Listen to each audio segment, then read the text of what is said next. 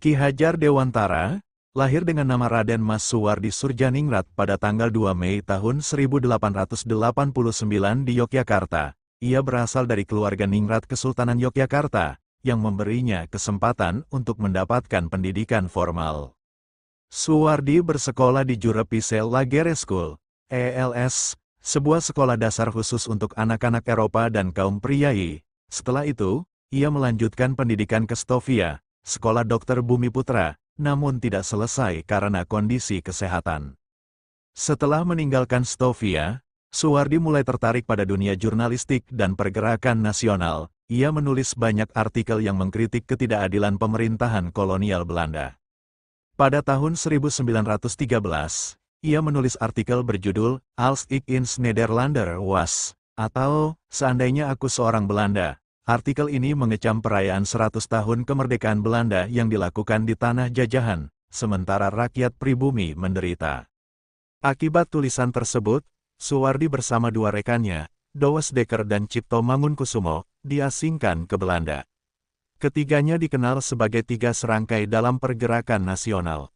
Di Belanda, Suwardi memanfaatkan waktu pengasingannya untuk memperdalam ilmu pendidikan dan pemikiran politik. Ia banyak membaca literatur mengenai pendidikan modern.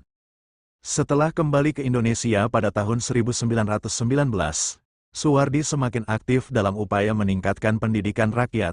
Ia percaya bahwa pendidikan adalah kunci untuk membebaskan bangsa dari penjajahan. Pada tanggal 3 Juli tahun 1922, Suwardi mendirikan perguruan taman siswa di Yogyakarta. Sekolah ini memberikan pendidikan bagi rakyat biasa dengan semangat kebangsaan dan kemandirian. Filosofi pendidikan taman siswa didasarkan pada prinsip, ing ngarsa sung tulada, ing madya mangun karsa, tutwuri handayani, yang artinya pemimpin harus memberi teladan, membangun semangat, dan mendorong dari belakang. Pemerintah kolonial Belanda berusaha menekan perkembangan taman siswa dengan mengeluarkan berbagai peraturan yang membatasi kebebasan mendirikan sekolah pribumi.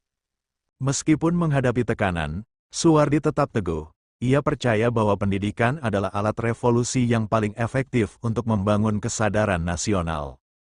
Pada tahun 1928, Suwardi mengganti namanya menjadi Ki Hajar Dewantara sebagai simbol bahwa ia telah meninggalkan gelar kebangsawanan demi mengabdi kepada rakyat.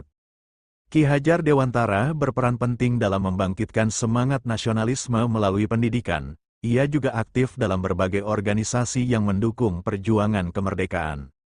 Setelah Indonesia merdeka, Ki Hajar Dewantara dipercaya menjadi Menteri Pendidikan dalam Kabinet pertama Republik Indonesia pada tahun 1945. Sebagai penghargaan atas jasanya, tanggal kelahirannya, tanggal 2 Mei ditetapkan sebagai Hari Pendidikan Nasional di Indonesia. Filosofi Ki Hajar Dewantara tentang pendidikan telah memengaruhi sistem pendidikan di Indonesia hingga saat ini, terutama konsep pendidikan yang memberdayakan dan memerdekakan. Pemikiran Ki Hajar Dewantara tidak hanya diakui di Indonesia, tetapi juga mendapat perhatian di dunia internasional, khususnya dalam bidang pendidikan alternatif.